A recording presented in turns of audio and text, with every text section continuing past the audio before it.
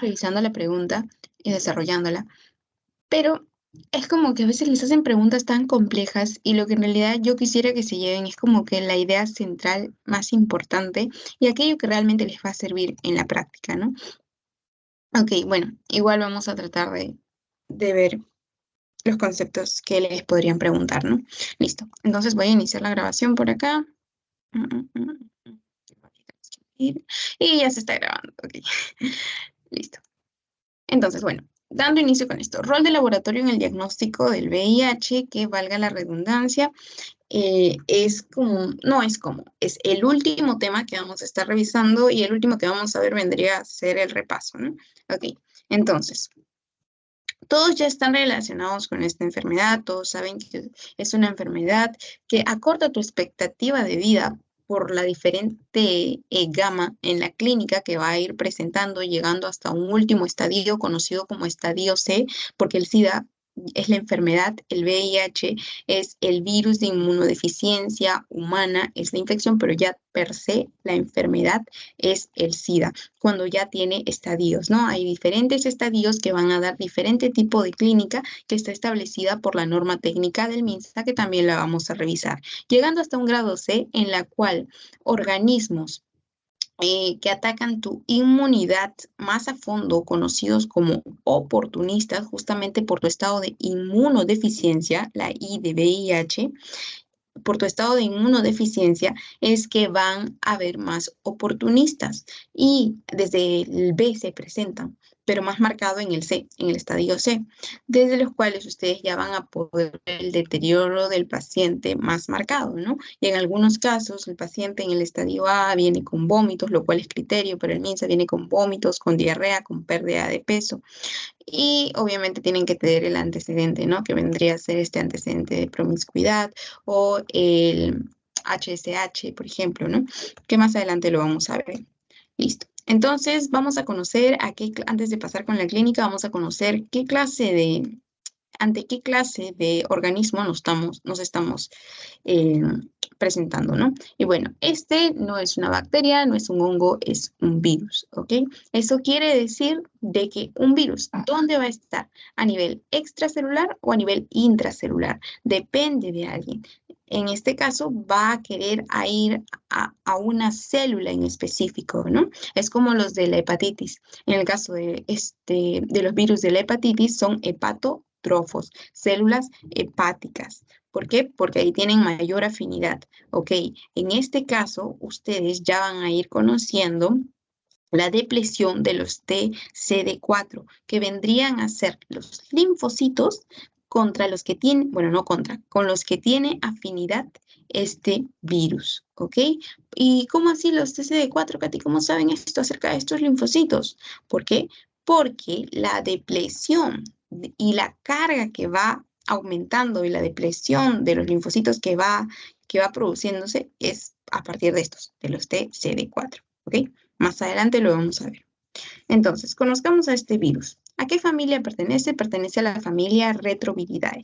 Retroviridae. Eso quiere decir que a partir de ser ARN, porque esto es un virus ARN, van a ir a ser, o sea, van a ir en reversa, ¿no? Van a ir a retroceder siendo ADN, ¿no?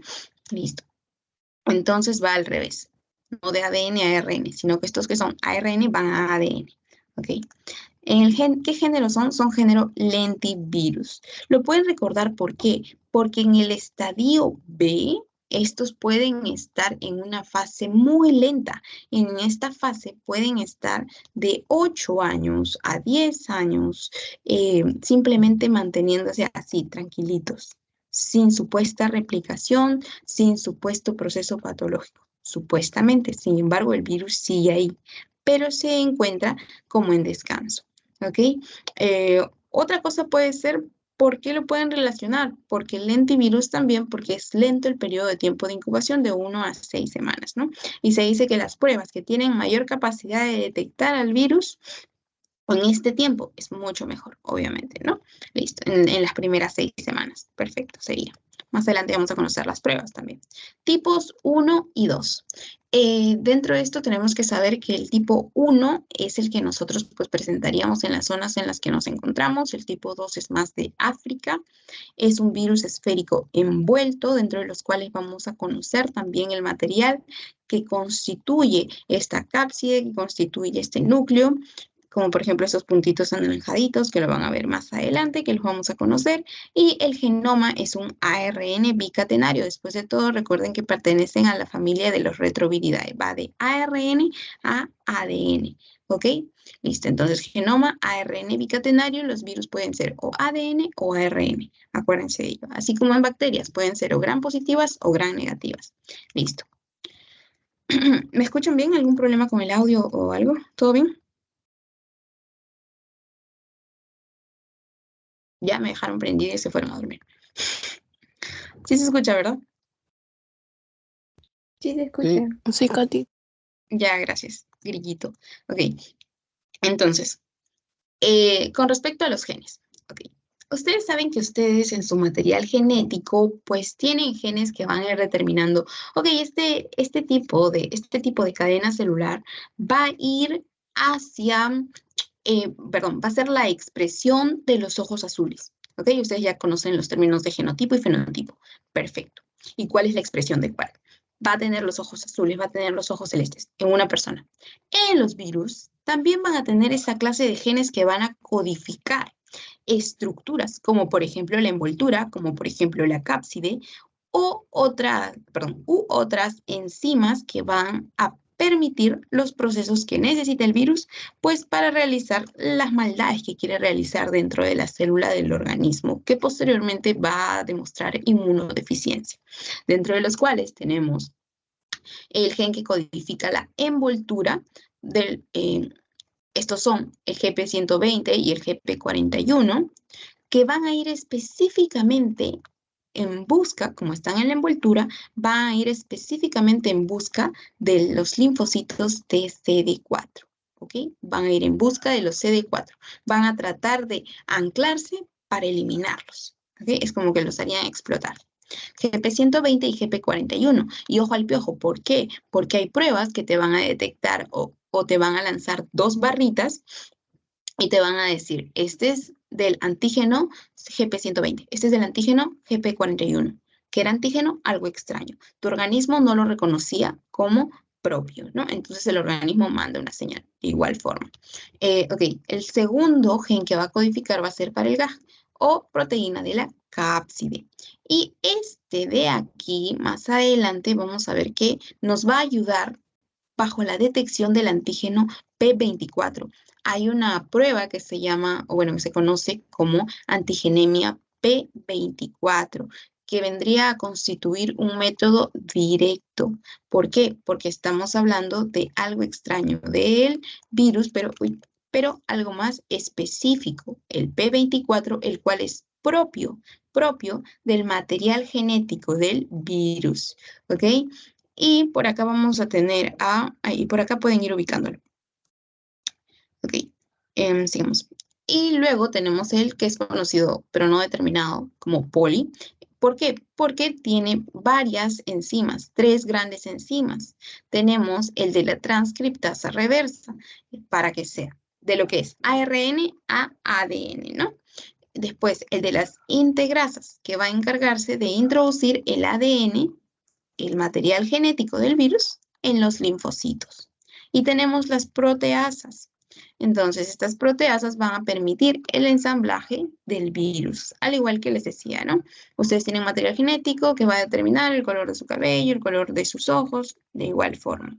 Entonces, a raíz de todo lo que bota, todo lo que emite este virus, es que nosotros vamos a poder encontrar estos en los exámenes de laboratorio, ya sean directos o indirectos, ya sean de screening o de tamizaje, para que nosotros podamos identificar al virus. Obviamente que si yo encuentro un cabello tuyo, voy a decir, ya, si yo lo proceso, tengo tu material genético, tengo tu ADN, ¿no? Y te clono de pasada, no es broma.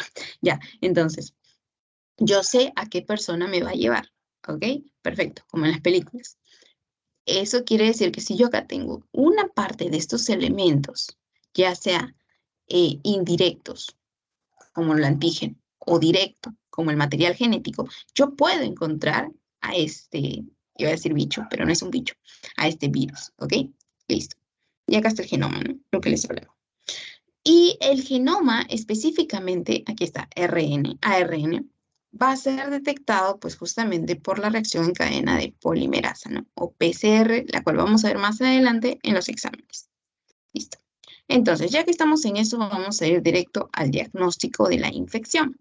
Entonces, de acuerdo a lo que hemos venido viendo, habíamos hablado de dos marcadores que me determinan la envoltura de este virus, GP120 y GP41. ¿Qué hacen estos? Contactan con linfocitos que expresan CD4. Acá se los pongo para que no tomen apuntes por acá.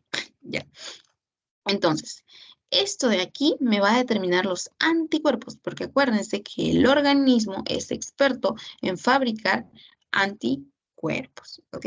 ¿Anticuerpos de qué tipo? ¿Cuántos anticuerpos tenemos, chicos? Estas gamma globulinas, ¿no? La memotecnia GAMD, ¿no? El GAMDIA, ¿no? En este caso, las pruebas, por ejemplo, la ELISA, primera, segunda, tercera, cuarta generación, nos van a ir detectando, perdón por los perros, nos van a ir detectando los anticuerpos o inmunoglobulinas G, M, principalmente conforme avanza la generación de ELISAs, ¿no? Y los demás, bueno, ya son de reacciones por parásitos o de mucosas, etc. Acá lo que nos importa es M y G. En fin, pero esas son la clase de cosas que vamos a ver más adelante. Entonces, anticuerpos que nos van a permitir el diagnóstico indirecto. ¿Por qué? Porque hace rato hablamos de que yo encuentre el cabello tuyo.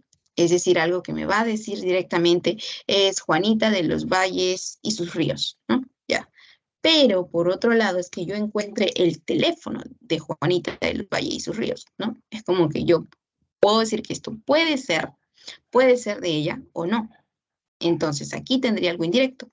Pero si yo tengo su material genético, pues obviamente yo voy a tener algo directo. ¿Y qué más directo que pues algo que está contenido en su núcleo? Como en este caso el antígeno P24, antígeno algo extraño para el organismo. ¿Ok? ¿Qué prueba me va a permitir en el diagnóstico de la infección por esta enfermedad? ¿Qué prueba me va a permitir reconocer de manera directa esto? La antigenemia P24, ¿no? ¿A través de qué método? De la reacción en cadena de polimerasa. ¿Ok? Listo. Y ustedes dirán, ah, sí, pero esto es tan exacto que ya debe ser como que un método, si bien es cierto, es más específico, pero debe ser un método confirmatorio, ¿no? No. Sin embargo, este está dentro de lo del tamizaje o el screening, como lo vamos a ver más adelante, ¿no? Y está considerado dentro de, ¿por qué? Porque está considerado dentro de la ELISA de cuarta generación, que más adelante van a ver también. Ok, acá está. No, acá no está. Más adelante lo van a ver. Entonces, vamos a clasificarlo de esta forma. Pruebas directas, pruebas indirectas y también pruebas de tamizaje y pruebas confirmatorias. ¿Ok? Porque una prueba de tamizaje no es lo mismo que una prueba confirmatoria. Tú no simplemente porque tienes una prueba de screening o tamizaje positiva, vas a decir, sí, esta persona tiene VIH. Un ratito vamos a ver si se unieron más. Ok, sí, que nos unieron más amigos. Ok. Entonces, vamos a ver los tipos de prueba, pruebas indirecta y pruebas directa. Esto de aquí ya es lo que hemos visto, pruebas indirectas. Entonces vamos a tener las pruebas rápidas, son conocidas también en las pruebas, bueno, mejor ya no hablamos de más adelante, vamos a centrarnos en esto. Pruebas indirectas, pruebas rápidas de anticuerpos. Anticuerpos, ELISA de tercera generación, las quimioluminiscencia, inmunofluorescencia indirecta o IFI, el Western blot, este de aquí que vendría a ser el LIA, también conocida así, más frecuentemente, más que este nombre, ustedes les dicen este nombre, Line Amnion Assay, y es como que no lo van a reconocer mucho, pero si dicen LIA, ya, que son pruebas indirectas, y muchos de estos los pueden encontrar también en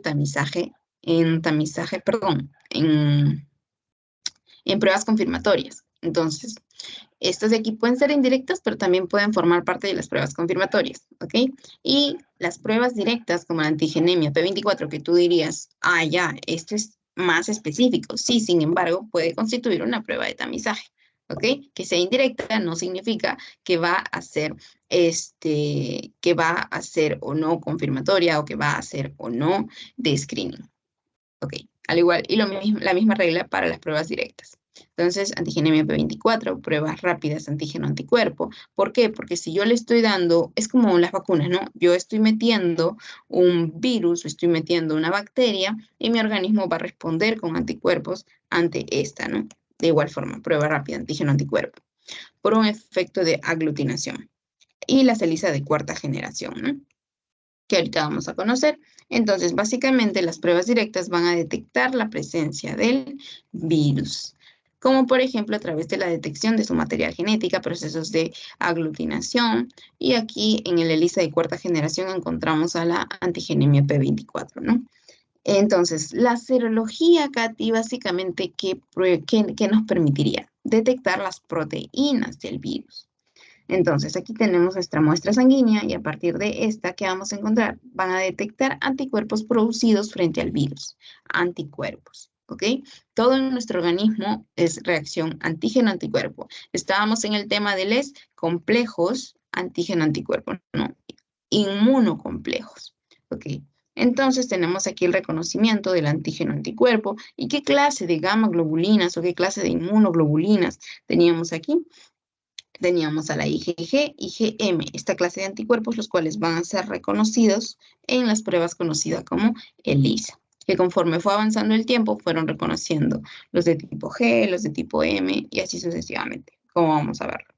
Entonces, aquí tenemos lo que les comentaba, ¿no? Los tipos de análisis directo y los tipos de análisis indirecto. Cuando hablamos de análisis directos, vamos a ir por la carnecita, que vendría a ser el material genético del virus, aquella prueba que tiene la capacidad de detectarme específicamente, o bueno, en su mayor probabilidad de manera específica, que estoy tratando con este virus. Y en este caso, ¿qué prueba me permitiría esto? A través de la reacción en cadena de polimerasa, o conocida también como PCR, en el cual se estudia básicamente el fragmento del material genético del patógeno microorganismo del virus, ¿no? Como lo vemos aquí. Y en el caso del VIH, se seguía un proceso de retrotranscripción, ¿no?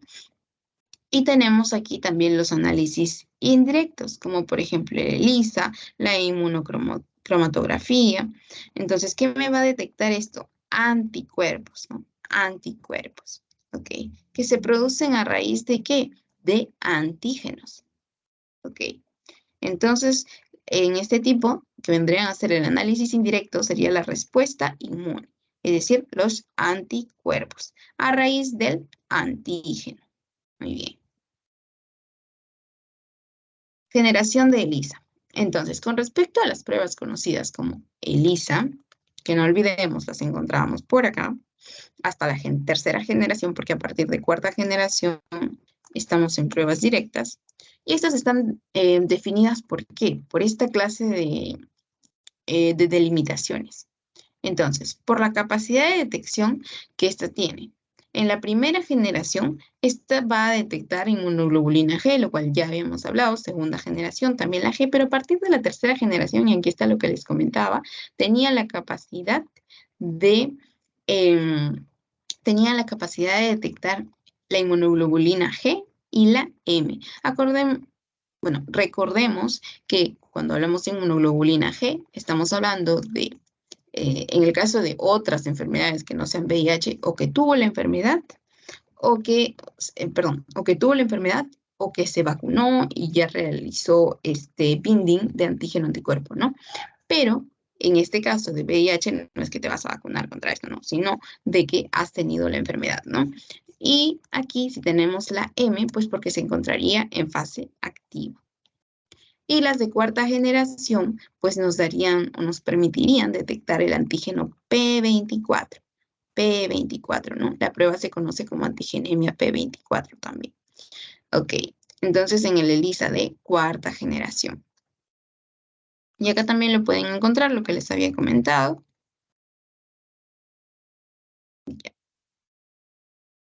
Ah, y acá estaba lo que les decía, ¿no? Este es de mayor especificidad. Buena sensibilidad para anticuerpos anti-HIV2 y anticuerpos antigrupo M y O, porque tenemos grupo M, grupo O, grupo N. Pero ahorita el que vamos a estar estudiando pues es el M. No creo que les pregunten eso acerca del M, el O y el N. Más que todo porque es de acuerdo a la zona epidemiológica y tiene la capacidad de detectar, en este caso, la ELISA de cuarta generación, también las gamma globulinas G y M, ¿no? Ok. Entonces, ¿bajo qué criterios nos regimos? Pruebas de tamizaje, pruebas confirmatorias. Vamos con nuestra norma técnica. Ok. Entonces, si ustedes tienen alguna duda sobre algún tema en general, cuando lleguen a obstetricia, ginecología, neonatología, váyanse directo a la norma técnica del MINSA. Y lo van a ver conforme avanza la carrera, que va a ser como su Biblia, como su Biblia de la medicina, porque los doctores no les pueden refutar. Es como que ponen un tratamiento en el hospital y al ladito ponen FIGO, ¿no? O al ladito ponen CDC, es como, o up to date. Es como que, estoy basándome, no tanto up to date, pero sí como por ejemplo FIGO, ¿no? Es como que están basándose en ese esquema de tratamiento. Y es como que, ¿quién te puede refutar? Es la Federación Internacional de Gineco-Obstetricia, por ejemplo, ¿no? Ok. Entonces, pruebas de tamizaje, pruebas confirmatorias. Aquí hay una lista de las que te dice, estas son mis pruebas de tamizaje y estas son las pruebas confirmatorias. Pero ¿para qué yo necesito delimitar cuáles son las de tamizaje y cuáles son las de confirmatorias? Porque resulta que para que tú puedas decir que hay una persona que se encuentra con una infección confirmada por VIH, vendrías a necesitar 2 pruebas de tamizaje reactivas, es decir, positivas, que podría ser una prueba rápida para VIH y o un ensayo por inmunoabsorción ligado a enzimas o ELISA, o una prueba confirmatoria. Se los resumo. 2 de tamizaje o una confirmatoria. 2 de tamizaje o una confirmatoria. Es como cuando dicen, yo quiero o 2 peluches chiquitos o uno grande. ¿Ok? Si se acuerdan así, mejor. Entonces, o 2 confirmatorias, o, perdón, o 2 de tamizaje o una confirmatoria. Me distraje. Ok. Entonces, lo que van a encontrar aquí, este textito, lo pueden encontrar también aquí. Pruebas de tamizaje para VIH y pruebas confirmatorias para VIH. Pruebas de tamizaje como que habíamos mencionado que podía ser ¿qué? Una prueba rápida, ¿no? O los ELISA. Y aquí que tenemos los ELISA, las pruebas rápidas, la antigenemia P24, lo que les comentaba, y la quimioinmunoluminiscencia para VIH, ¿no? Y aquí tenemos que esto básicamente sigue la técnica, o bueno, del ELISA, pero es más avanzada. Y tenemos las pruebas confirmatorias para VIH que vendrían a ser el Western blot, el IFI y el DIA, ¿no? Entonces, ok, esto era lo que mencionábamos aquí. Pero allá, acá está. En las pruebas de tamizaje no se vayan a confundir porque me dice, también existen pruebas de tamizaje que detectan la presencia de anticuerpos y antígenos contra el VIH, que vendrían a ser las de cuarta generación, que cualquiera diría, uy, no, estas son confirmatorias, ¿no? Sin embargo, están en las de tamizaje. Esa es la traducción. Aquí. Entonces, para la atención clínica se considerará como una prueba confirmatoria a la segunda prueba rápida reactiva de diferente marca o principio y o la segunda prueba de ELISA reactiva de diferente marca o principio, ¿no? Ok. Entonces, eso se refiere básicamente a las variedades, ¿no? De los test. Ok. Entonces, siguiendo este algoritmo, y también les voy a pasar la norma técnica, siguiendo este algoritmo de las pruebas diagnósticas de la infección por el virus de inmunodeficiencia humana, vamos a empezar por acá. Si tú le has tomado una prueba rápida porque tienes sospechas acerca de este paciente, que básicamente ya está normado, cualquier persona que ya ha iniciado sus relaciones sexuales, primera prueba rápida, entonces esta sale reactiva. ¿Significa que este paciente tiene la enfermedad? ¿Significa de que este paciente tiene la infección? ¿Significa de que este paciente está sano? ¿Qué significa? Habíamos hablado de que cuando hablábamos de la enfermedad del SIDA, hablábamos de un estadio que está ya establecido. Cuando hablábamos de la infección, hablábamos del virus. Y mi otra opción, ¿cuál fue? Ah, de que el paciente esté sano, ¿no? Entonces, simplemente tengo una prueba reactiva. ¿Será confirmatorio que yo tenga una prueba rápida reactiva? ¿Qué me dicen, sí o no?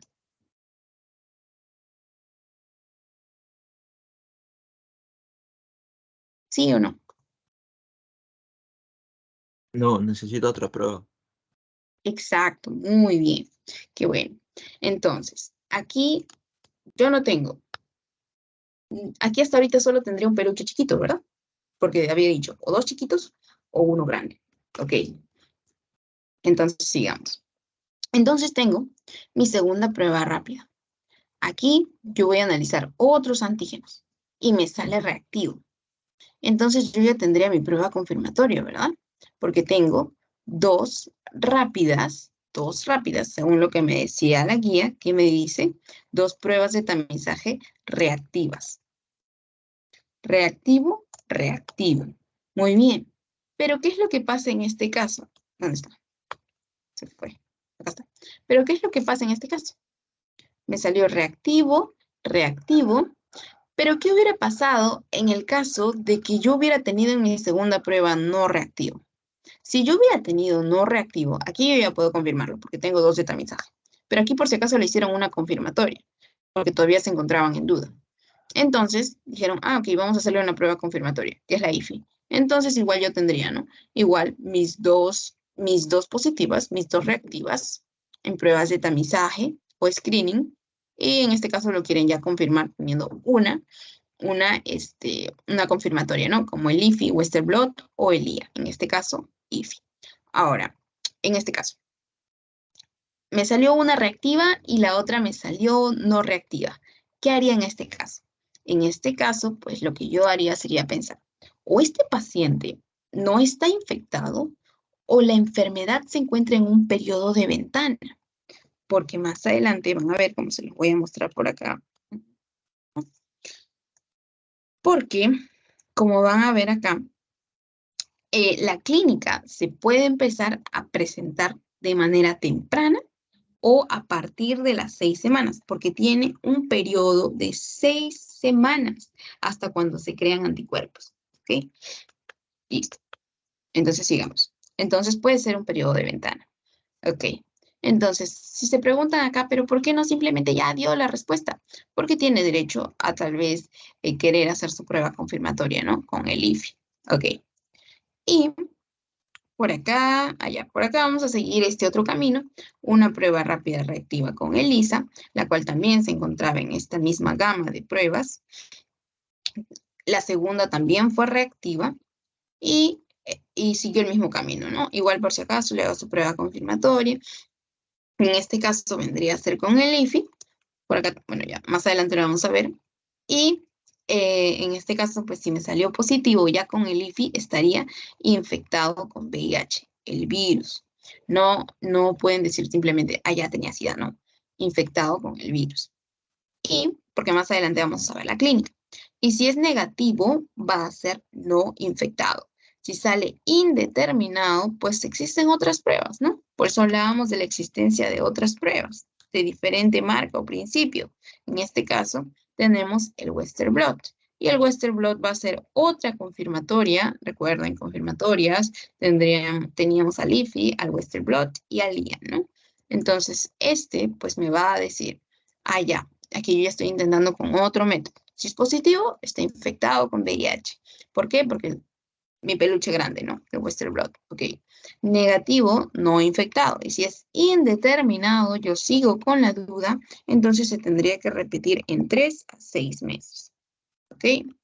Perdón, en 3 y 6 meses. A los 3 meses y a los 6 meses, ¿ok? Y se vuelve a seguir el mismo patrón, ¿no? Ok. Entonces, esto es lo que ya habíamos mencionado con respecto a las pruebas confirmatorias. Esto es un poco acerca del IA. Y como pueden ver en el IA, en este inmunoblot con antígenos recombinantes, aquí lo que nos va a importar es la tinción de estas barras por acá. GP120 y GP41. Porque si yo recuerdo, estas a dónde pertenecían. Si recordamos, habían 3 habían 3 proteínas que estaban codificando, uno para la envoltura, uno para la cápside y otro para muchas enzimas o polienzimas, ¿no? Y en la envoltura yo me podía, en el gen EMP, para la envoltura yo podía encontrar aquellos que codificaban justamente esta, que vendrían a ser el GP120 y el GP41, que posteriormente vendrían a ser antígenos, es decir, algo extraño para mi organismo. Ok. Y pues básicamente, ¿cómo lo relaciono? Porque si es, si es, a ver, ¿cómo decirlo? Si es amarillo, bueno, no, digamos amarillo, como niños de inicial. Si es amarillo, brilla y está en el cielo, sale de día, es el sol, ¿no? Ya. En este caso, de igual forma. No lo decía porque ustedes sean niños de inicial, sino que ellos pintan el sol amarillo y en realidad es una masa gigante de fuego incandescente, ¿no? Ok.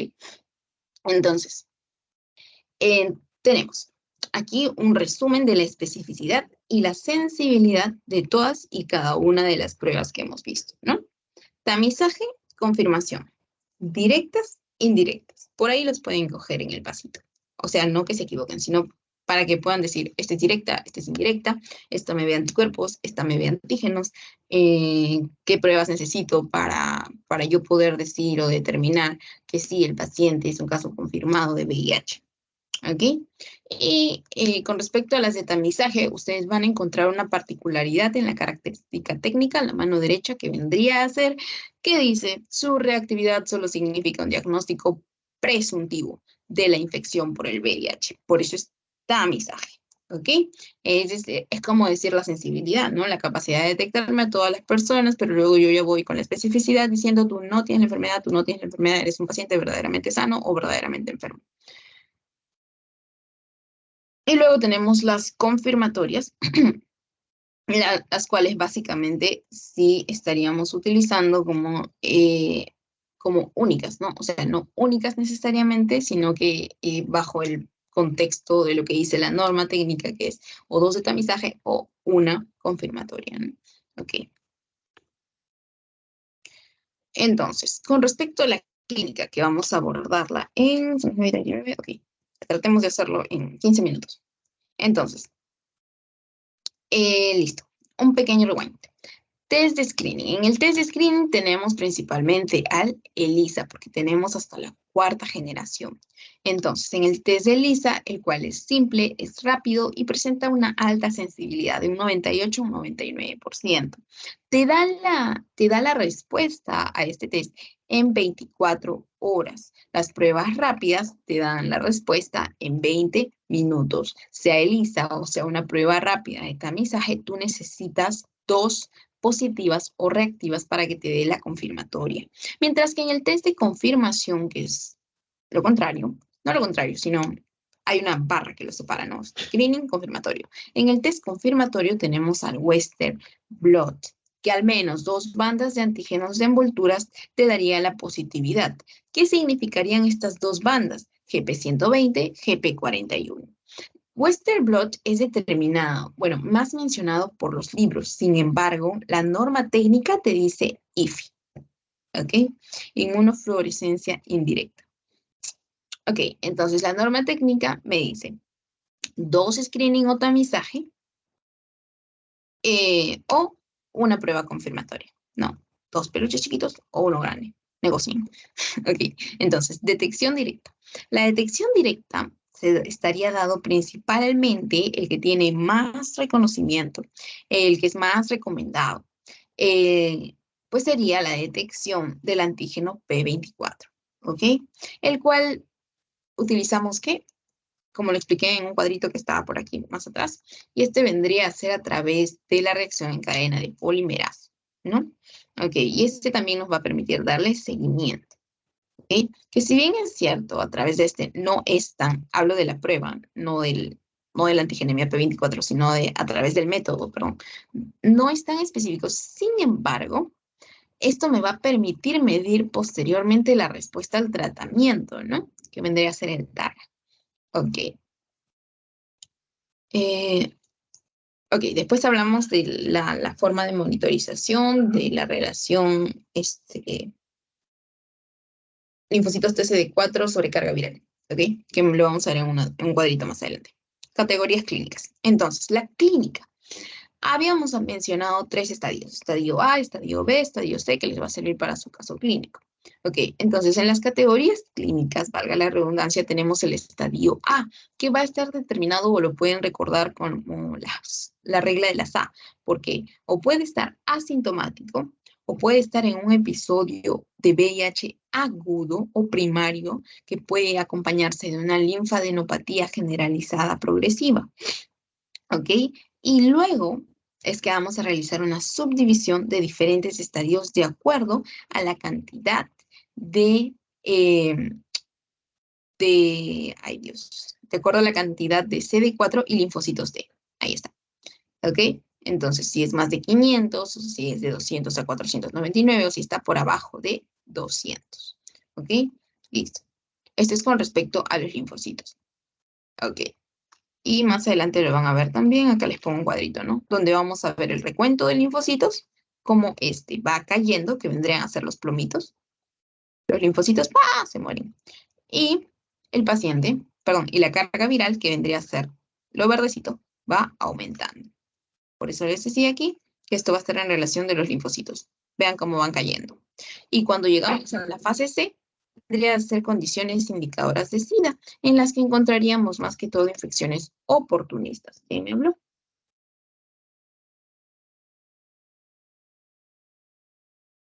Ok. Perdón. Entonces, me disculpas. Ahora, con el B, pueden pasarle, bueno, ya no sé si a este punto, pero hay algunos de sus compañeros que dicen que no pueden ingresar. Qué extraño. Pero ustedes están aquí. Anyway, igual va a quedar grabado. Entonces, en el B.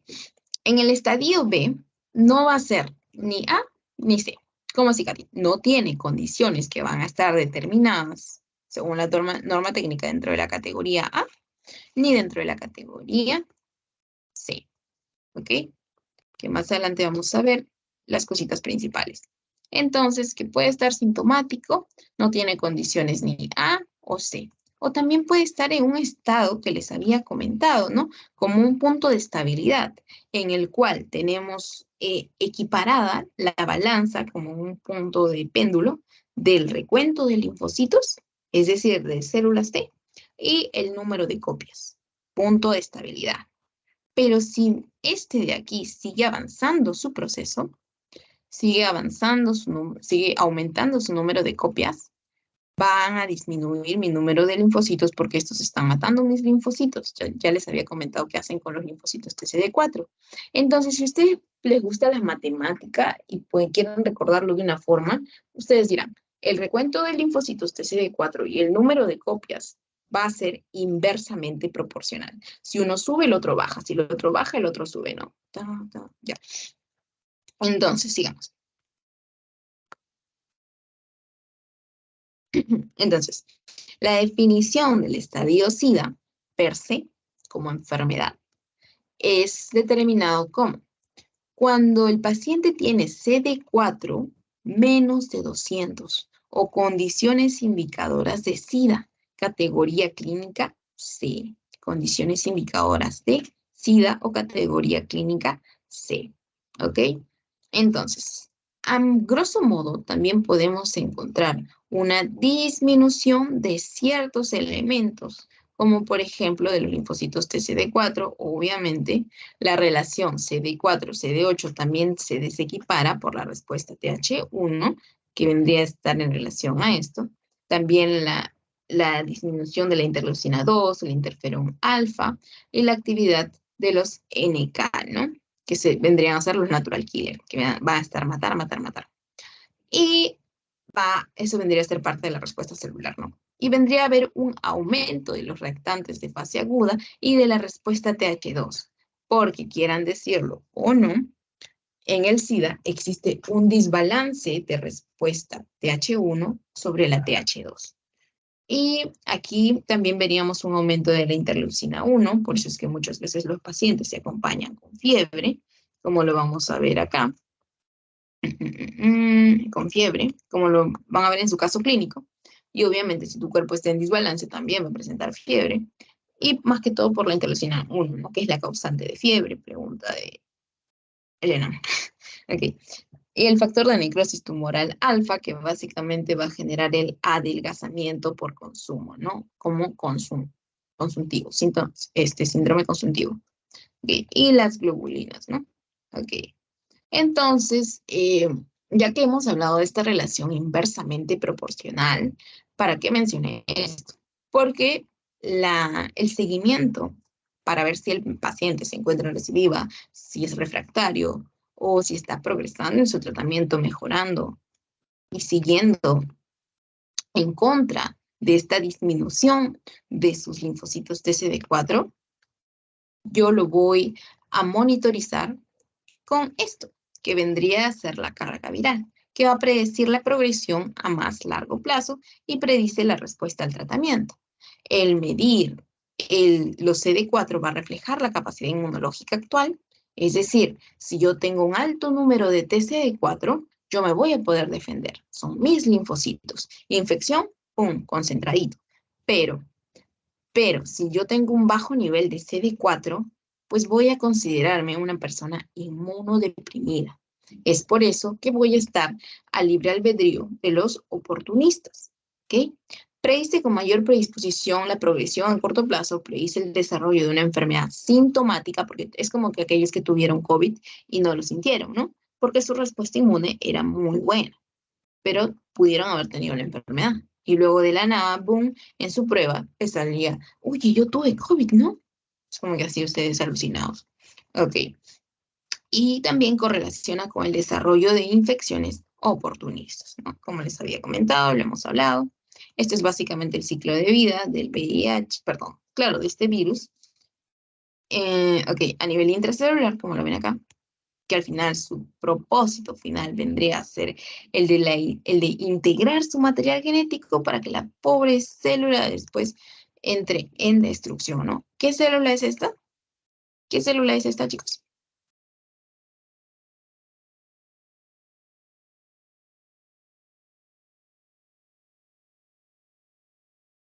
Oli, ¿qué célula es esta? ¿Contra qué célula va el virus? CD4. Exacto, linfocito TCD4. Muy bien. Ok, sigamos entonces. Entonces, ya para que no se me aburran, vamos a tratar de hacerlo más rápido. Entonces, la evolución típica de una persona infectada por el VIH vendría a ser de la siguiente forma, determinada por 3 estadios. Entonces, vamos a ver el primer estadio que vendría a ser el de la infección primaria. Este de aquí, no, pero antes de eso, antes de la infección primaria, ¿cómo la persona llegó a infectarse? Principalmente tenemos a la cabeza vía sexual más frecuente, hombre, sexo con, perdón, en las relaciones sexuales, no las relaciones heterosexuales. Sin embargo, las relaciones homosexuales son las que presentan mayor gravedad, o HSH, hombre sexo con hombre, ¿no? Ok, listo. Por eso les pongo acá o heterosexual o homosexual. Listo. Mayor riesgo y mayor frecuencia. Mayor frecuencia, heterosexual. Sin embargo, la transmisión puede también ser transmisión vertical en el canal del parto, al momento de el alumbramiento, el parto, ¿no? Ok. El alumbramiento no, porque el alumbramiento per se es cuando ya estás expulsando la placenta. Entonces sería simplemente el parto. Ok. Y por transfusiones, ¿no? Elementos punzocortantes que se encuentran contaminados. Ok. Listo. Entonces, la infección primaria. La infección primaria puede cursar de 3 tipos, les había comentado. El paciente puede encontrarse asintomático, pero también puede presentar clínica. ¿Y esto por qué? Porque veamos la historia ahí en la parte de abajito, donde dice que de 2 a 3 semanas puede presentarse la primera viremia. A las 6 semanas es que recién va a producir los anticuerpos desde el momento de la viremia y demoran en ser detectados por las pruebas. Por ende es que se han ido sacando estas pruebas de ELISA de primera, segunda, tercera, cuarta generación. Y por eso es que justamente en relación a estas hélices, mientras que la prueba sea más moderna, va a detectar entre 4 y 6 semanas de la primo infección, porque demora 6 semanas en generar anticuerpos. ¿Ok? Entonces, a más moderna la prueba, más probabilidad, más posibilidad de un diagnóstico precoz. Perfecto. Entonces, luego tenemos un estadio B. En el estadio B es básicamente cuando el virus ya se encuentra en un punto de estabilidad con el nivel, perdón, con el número de copias del virus junto con el recuento de linfocitos TCD4 que ya habíamos comentado para ya no rebobinar. Entonces, ¿qué se han encontrado haciendo? ¿Qué se han encontrado haciendo estas replicaciones virales todo este tiempo? Matando TCD4. Por eso es que han caído el nivel de TCD4. Por eso es que podemos clasificarlo en niveles como A1, A2, A3 o B1, B2, B3. Si se encuentran más de 500, de 200 a 499, uno por debajo del primero, o menos de 200, siempre uno por debajo, ¿no? Uno por debajo, uno por debajo. Entonces tenemos más de 500, de 200 a 499 y menos de 200. ¿Ok? Siendo estadio 1, 2, perdón, siendo de tipo 1, 2 o 3, ¿no? Y aquí en la categoría clínica A, B, C. ¿Ok? Entonces, aquí básicamente este punto de estabilidad todavía tendríamos 500. Es como que la respuesta podría todavía levantarse un poquito. Y aquí, ¿quién nos puede ayudar? El ELISA, ¿no? Que nos permitiría detectar básicamente los anticuerpos, porque hasta este momento ya han pasado esas 6 semanas de la viremia, entonces yo ya podría tener respuesta. Detectan anticuerpos contra los componentes virales, GP120, GP41, ¿ok? Listo. Entonces, y también el otro que habíamos visto, la antigenemia P24, ¿no? Y luego tenemos el estadio C. En el estadio C, ya estaríamos menos de 200 en número de linfocitos TCD4. Por ende, seríamos propensos ¿a qué? A enfermedades oportunistas y ya a síntomas más consuntivos, ¿no? Aunque los síntomas consuntivos son un poco más del B, porque en algunos casos sí presenta clínica. Pero bueno, acá lo está agrupando como menos de 200 en el estadio C. Y esto en sí va a ser, depende a la respuesta de la persona, ¿ok? Porque no todas las personas reaccionan igual. ¿Ok? Listo. Y ya estaríamos hablando de un punto crítico cuando se encuentra en menos de 200 por enfermedades oportunistas. En este nivel crítico tendríamos niveles de TCD4 por debajo de 200, considerándose esta como una enfermedad avanzada, ¿no? TCD4 menos de 200, donde la carga viral va a ser mayor, por ende mayor probabilidad de infección por oportunistas. ¿Ok? Listo. Lo que les comentaba. Y esto es básicamente lo que estábamos viendo, ¿no? La mnemotecnia de las As, A1, A2, A3.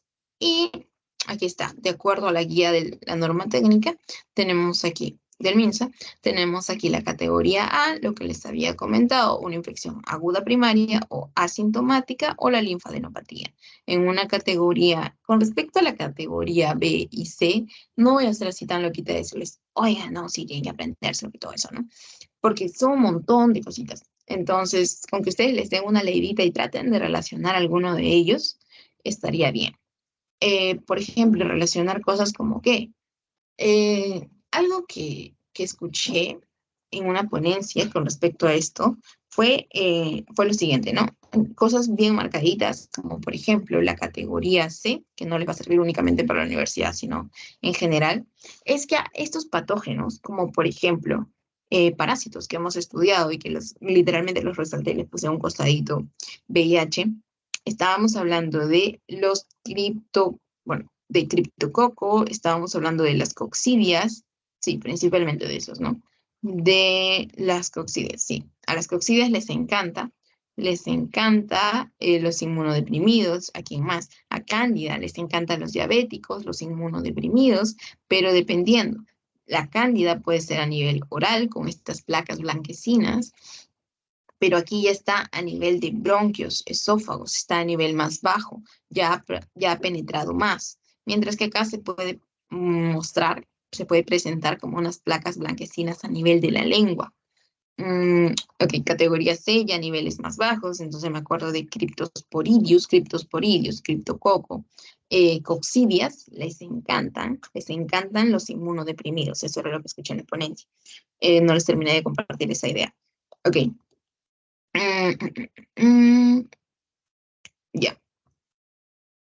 Entonces, aquí otra cosa que haya, porque acá candidiasis orofaringia, lo que les comentaba, a nivel de la boquita, ¿no? Ustedes pueden ver a nivel del paladar o a nivel de la lengua, por eso orofaringia, como placas blanquecinas, la candidiasis vulvovaginal, obviamente en mujeres. ¿Por qué? Porque estamos hablando principalmente como medio de infección en las relaciones sexuales, ¿no? La transmisión vía sexual. Entonces, vulvovaginal lo relacionan por ahí, estadio B. Displasia cervical, ok, es como que es lesión precancerígena, pero no tanto por el hecho de cáncer enfocándose, sino por el hecho ya de la enfermedad en este caso. La fiebre, como les había comentado, la diarrea de más de un mes de duración, o sea, cosas así marcadas, ¿no? Que ustedes dirían, ah, ya, si alguien tiene diarrea de más de un mes, yo podría pensar, ok, 3 semanas, ya podría estar como que en una EDA, ¿no? Como en subclínico, ¿no? Entre agudo, entre crónico, porque había pasado más de 3 semanas, o más de 21 días, según algunos criterios. Después la leucoplasia vellosa oral, el herpes zóster, púrpura trombocitópénica idiopática, el PTI. ¿Por qué? Porque recuerden de que la respuesta celular está alterada. Tenemos la listeriosis, enfermedad pélvica inflamatoria, o EPI, la cual está relacionada, lo van a ver en ginecología, como, como factor de riesgo tiene la promiscuidad, justamente en estos casos, y la neuropatía periférica, ¿no? Pero en la categoría C ya están nuestros amigos, las coccidias, criptococo y también criptosporidium, ¿no? Entonces, todos estos les encantan los inmunodeprimidos. Aquí estaba lo que les comentaba, el cáncer cervical invasivo, porque cuando está en displasia es una lesión precancerígena de displasia. El siguiente paso es el cáncer cervical. Ok, la candidiasis que ya habíamos comentado, el citomegalovirus, también, después, ¿qué más? Retinitis por citomegalovirus. Seguimos con citomegalovirus. Lo pueden relacionar así como, por ejemplo, en las enfermedades del TORCH, cuando hablamos de obstetricia. Acuérdense de que el parto vaginal en pacientes con VIH, para los pacientes o estadio SIDA, no sé, tiene que ser cesárea, no puede ser el parto vía vaginal. Encefalopatía, ya la afectación neurológica, herpes simples, ya con cronicidad. Y la neoplasia más frecuente del adulto con VIH vendría a ser el sarcoma de Kaposi. ¿Qué más? Y el linfoma de Burkitt también tendrían que recordar aquí. Y todos los que ven aquí, Mycobacterium avium, el Kansasi, todas estas formas, hasta extrapulmonares o diseminadas, a otro que le encanta a los inmunodeprimidos es el Pneumocystis jirovesi, el Carini, les encantan los inmunodeprimidos. Todo esto va a estar, ya que hay otro del TORCH, ¿no? Toxoplasma, citomegalovirus. Okay. A todos estos les encanta que inmunodeprimidos. Inmunocystis jirovesi, ustedes lo habrán visto en medicina 2, no, aún no llevan medicina 2, pero lo van a ver en medicina 2. Es como que les hacen hacer su mapita, así, y van a ver que les encantan los inmunodeprimidos. Van a poner hashtag asesorías de laboratorio. Okay. Transmisión de la infección por VIH. Entonces, los métodos más comunes, ya habíamos mencionado cuáles eran, y factores de riesgo, el sexo desprotegido con una pareja infectada, por eso siempre preguntar el número de parejas sexuales, tampoco llegando a hacer sentir incómodo al paciente, ¿no? Aunque muchas veces mienten. Compartir agujas con una persona infectada y otros factores de riesgo casi eliminados de la lista de transmisión por SIDA son, sin embargo, son considerados, esto de aquí creo que está mal, esta parte sí, esto de aquí, vamos a basarnos en esto, que la vía de transmisión sexual es de un 97%. De madre a niño es del 2% y de sanguínea 1%. Eso de ahí estaría en controversia. ¿Por qué? ¿Por qué? ¿Por qué? ¿Por qué? Porque la transmisión vertical no puede darse en caso de VIH positivo. En caso de, cuando la copia es menos de 100 de carga viral, ahí sí puede ser vaginal. ¿Por qué? Porque el número de copias de TCD4 está menos de 100, pues obviamente. Pero si es mayor ese número, tiene que ser cesárea. Por eso, el trabajo de parto tiene que ser por cesárea, ¿no? Pero bueno, eso ya lo van a ver más adelante. Y la lactancia materna está prohibida, suspendida, es código blanco. No puede, ¿no? Ok. Allá. Y con respecto a esto, la historia clínica. Entonces, básicamente estos métodos bien demarcaditos. La falta de preservativos y todo ello, ¿no? Principal forma, no protegido. Otras formas, allá, y considerar siempre el hecho de inyección parenteral de drogas, también considerar el hecho de relación de hombre sexo con hombre, como infección de mayor gravedad, la contratación de servicios por parte de trabajadoras sexuales, y este punto también, ¿no? Entonces, ¿para qué mencionamos esto como factores de riesgo? Porque para que al momento de la famosa y dichosa historia clínica, ustedes puedan tenerlo en cuenta y puedan justamente preguntarlo. ¿Ok? Entonces, en una historia clínica, por ejemplo, lo que podrían ver como datos, aparte de que todo lo que se menciona es importante, señalar algunos datos, ¿no? Como por ejemplo, la edad del paciente, 27 años. Es una persona que en el mundo actual ya ha iniciado su vida sexual, entonces persona que tiene una vida sexual activa, de sexo masculino, que trabaja como cobrador de combi. No estoy generalizando, sin embargo, la mayoría de estos, principalmente de índole clandestino, por así decirlo, tiende a tener esta clase de contrataciones. No digo todos. Sin embargo, hasta estudios lo han puesto y lo han plasmado y lo han puesto como factor de riesgo. No ser cobrador de combi per se, sino esta clase de oficios. Okay. Antecedentes de prostatitis, el que sea de género masculino pudo haber también sido sexo femenino y brindar servicios sexuales en otro contexto de ocupación. Antecedentes como prostatitis, eso quiere decir que ya hay o hubo, bueno, 17 años, es decir, hubo una infección de por medio tiempo atrás, el inicio de relaciones sexuales de manera promiscua a los 15 años, ha tenido varias parejas, tanto mujeres como ocasionalmente varones, es decir, que tanto heterosexuales como homosexuales y no usa métodos de planificación familiar. Habíamos dicho, un principal factor de riesgo era justamente el sexo no protegido. Es consumidor ocasional de alcohol, marihuana y cocaína desde hace 5 años, me pregunto yo, de manera parenteral. Es decir, en un probable caso de que haya podido tener una reacción, no una reacción, sino un contagio por objetos punzocortantes. Y una de sus últimas parejas presenta durante últimos 6 meses episodios periódicos de diarrea sin diagnóstico aún. Diarrea sin diagnóstico aún en una pareja que probablemente ha tenido las mismas, que probablemente ha tenido en el mismo periodo de tiempo relaciones sexuales con esta persona, o Dios sabe con quién otra persona, ¿verdad? Ok.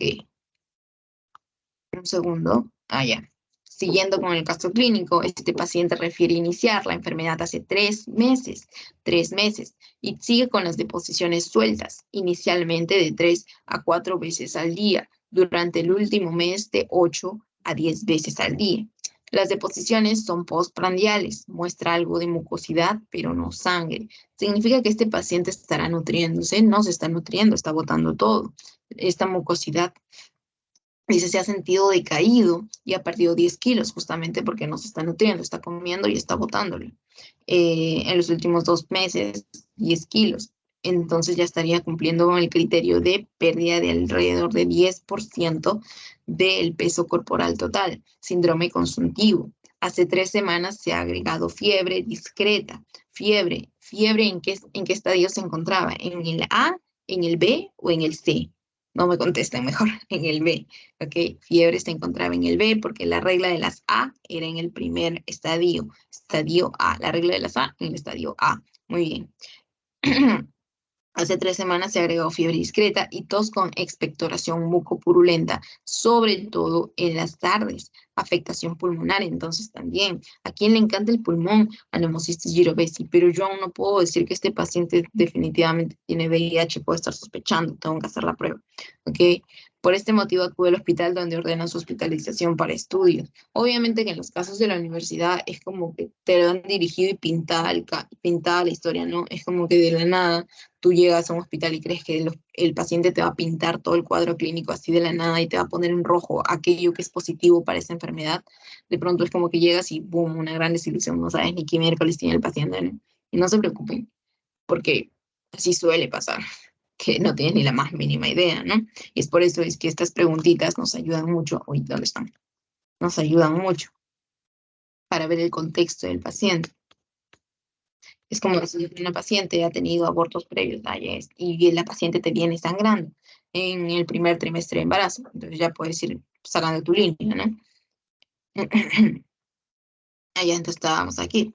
Entonces, justamente lo que les comentaba, ¿no? Con respecto a la fiebre, con respecto a la... ¿Dónde está? Hey, acá me botan en el estadio 3, pero en la regla del MINSA me decía estadio 2. Lo voy a mostrar por acá. Ajá, fiebre. Acá está, en el del MINSA. Fiebre. Ok. ¿Para qué me hablan? Perdón. Ok. Entonces ya estamos por acabar. Entonces, igual les voy a pasar la norma técnica, chicos. No recuerdo si este es el de la norma técnica o si este es el de la norma técnica o es la norma técnica de otro país la que saqué de acá. Pero es como que es casi lo mismo. Bueno, en fin. Entonces, sigamos. Igual, los criterios son como que lo mismo, ¿no? Básicamente. En el estadio 1, la regla de las 3A. Ok. Por acá quería señalar algo. Ah, está. La pérdida grave de peso idiopática, más del 10% del peso corporal, presumido o medido. No es como que les ponen ahí diagnóstico diferencial, que podría ser un cáncer, ¿no? Es lo que también se acompaña de pérdida de peso del 10% del peso corporal total. La diarrea, en este caso, también nos sería bastante indicativo de la clínica del estadio 3. La fiebre persistente y las diarreas, ¿no? Ok. En el examen físico que se encontró, ruidos cardíacos rítmicos de buena intensidad, se consulta soplo sistólico multifocal, lo cual es compatible con una anemia severa. Por la anemia severa puse aquí en mis notas de cuando yo iba al laboratorio. Ok.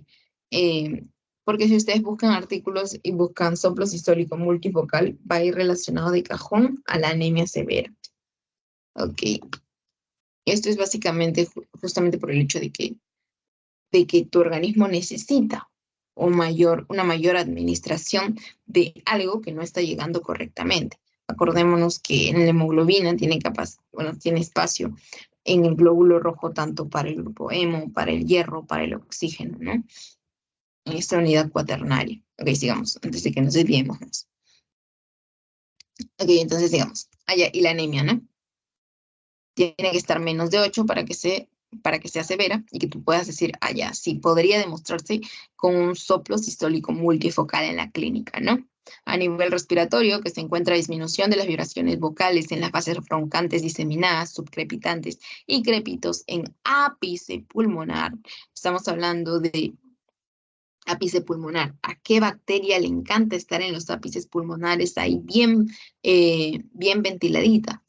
Y estamos en zona epidemiológica marcada, cantada, gritada a los cuatro vientos. ¿De qué virus, perdón, de qué parásito, de qué bacteria? Mycobacterium tuberculosis, ¿verdad?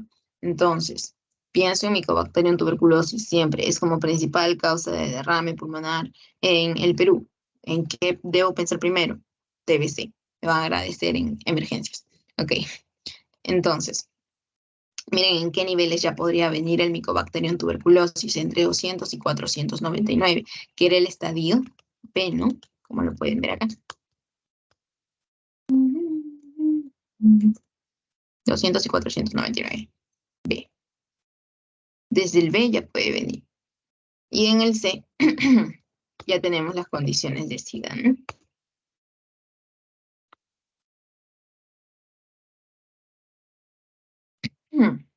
Eso es de acuerdo a los números. Sin embargo, en la clínica es como que tus niveles tienen que encontrarse, como lo habíamos visto en este otro gráfico, tus niveles de TCD4 tienen que encontrarse muy disminuidos, ¿no? Como para que seas más propenso o para que haya una mayor probabilidad a partir de este rango.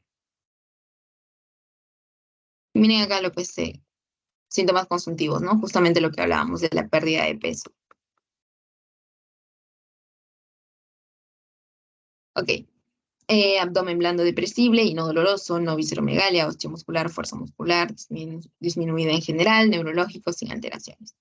Entonces, básicamente aquí estamos relacionando la clínica con nuestra norma técnica para poder clasificarlo en un estadio en específico, ¿no? Y así, básicamente, es como vamos desglosando la historia de clínica. Y esto es básicamente la transmisión perinatal, es una broma, ya que a veces tener a alguien negativo en la familia puede ser algo positivo, porque este paciente era HIV positivo, pero todos los demás salieron negativos, es decir, sin infección. Listo. Bueno, chicos, y eso sería todo por la sesión de hoy. Espero que hayan podido entender, comprender, que haya podido ser claro. Gracias por mantenerse conmigo hasta el final. Sí, ya pueden ir abandonando la sesión, como apenas terminé y empezaron a botarla. Ya, si tienen alguna duda, alguna pregunta, igual me la pueden hacer o le pueden hacer por el chat, o le pueden hacer por privado, como ustedes decidan, como lo han venido haciendo. Y eso sería todo, chicos. Ya son libres para poder irse a desayunar. Vamos a detener la grabación, al menos me dan el privilegio de hacer eso. Ya. Listo, eso sería todo. Ya, gracias a todos.